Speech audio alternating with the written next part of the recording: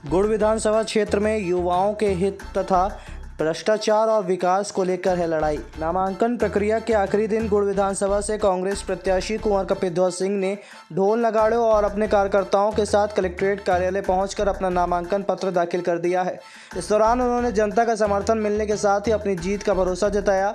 बता दें, रीवा जिले की गुड़ विधानसभा सीट से कांग्रेस प्रत्याशी कुंवर कपिलध्वज सिंह को अपना प्रत्याशी बनाया गया है, जिन्होंने सोमवार को ढोल नगाड़ों और अपने कार्यकर्ताओं के साथ रैली के रूप में कलेक्ट्रेट कार्यालय पहुंचकर अपना नामांकन दाखिल कर दिया।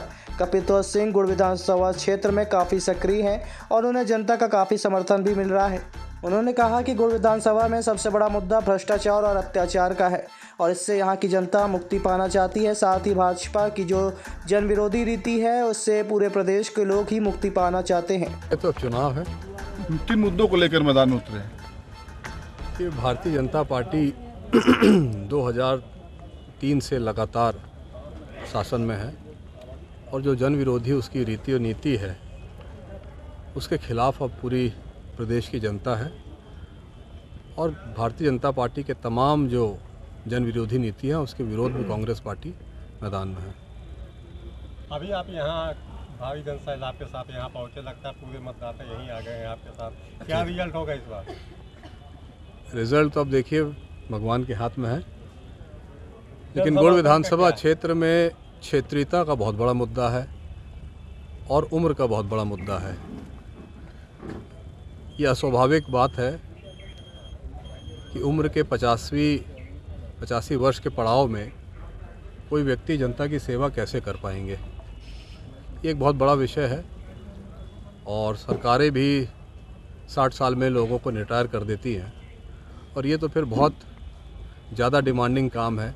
राजनीति 24 घंटे 365 दिन का कार्य है और अत्यधिक श्रम, अत्यधिक योगदान मांगती है और ये समय युवाओं का है और गुड़ विधानसभा क्षेत्रीयता की क्षेत्रीय प्रत्याशी की बहुत दिन से तलाश में था। वो कांग्रेस पार्टी ने आशीर्वाद दिया है, उस कमी को कांग्रेस पार्टी ने पूरा किया है। क्षेत्र में क्या चाहती है जनता? आपके क्षेत्र में क्या कमियां रह गई हैं जिसको आपसे पूरा करवाना चाह रही है? देखिए, कमियां एक हो तो गिनाई जाए। पूरी तरह प्रजातांत्रिक ढांचा जो गुड़ विधानसभा क्षेत्र का है वो ध्वस्त है।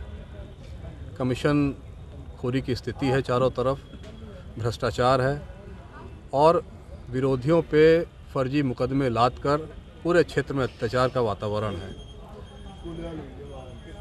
दूसरी तरफ जो गुड़ विधानसभा क्षेत्र की मूलभूत सुविधाएं हैं वो भी अधूरी हैं। गुड़ विधानसभा क्षेत्र मूलभूत सुविधाओं से वंचित, चाहे वो सड़क की स्थिति हो, बिजली की, पेयजल की, शिक्षा की, स्वास्थ्य की, सारी स्थिति ध्वस्त है और सबसे बड़ा यहाँ का जो नौजवान है वो पलायन करने के लिए मजबूर है। गुड़ विधायक के लिए क्या रोजगार के लिए क्या काम होंगे? अगर देखिए, रोजगार के लिए पहली प्राथमिकता में तो जो उपलब्ध रोजगार है हम लोगों के पास, जब सरकार उद्योग स्थापित कर रही थी, सोलर पावर प्लांट, अन्य उद्योग, तो सरकार ने ये भरोसा दिलाया था सभी को कि उद्योग स्थापित होने के बाद यहाँ 70% क्षेत्रीय युवाओं को रोजगार मिलेगा। लेकिन वास्तविकता ये है कि 7% भी रोजगार क्षेत्रीय युवाओं को नहीं है। तो पहली प्राथमिकता तो जो उपलब्ध व्यवस्था है उसका हम लोग फ़ायदा उठाएं और उसके साथ साथ और ऐसे उद्योग स्थापित हों, छोटे छोटे लघु उद्योग ग्राम पंचायत स्तर पर स्थापित हों और जो हमारा युवाओं का जो टैलेंट है उसको बाहर न जाना पड़े। नागेंद्र सिंह गुड़ विधायक ने नामांकन दाखिल किया था, तो नामांकन दाखिल करने के दौरान उन्होंने कहा था अगर भाजपा की सरकार बनती है तो हम गुड़ में उद्योग लगाएंगे। इस पर क्या कहेंगे? बड़े उद्योग लगाएंगे, लोगों को रोजगार मिलेगा।